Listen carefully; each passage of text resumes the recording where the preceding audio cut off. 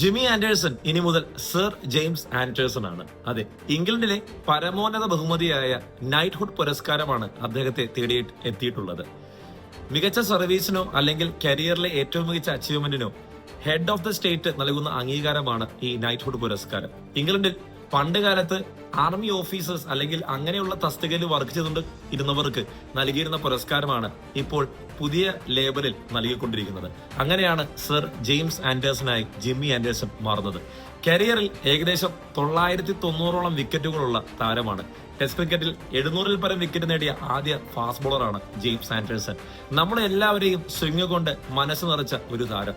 ഇംഗ്ലണ്ടിന്റെ ഏറ്റവും മികച്ച ബോളർ എന്ന പേരും പ്രസക്തിയുമുള്ള താരം. 2003 മുതൽ 2024 വരെ ടെസ്റ്റ് ക്രിക്കറ്റിന്റെ സൗന്ദര്യം ഇംഗ്ലണ്ടിൽ നീട്ടിക്കൊണ്ടുപോയ താരമാണ് ജെയിംസ് ആൻഡേഴ്സൺ.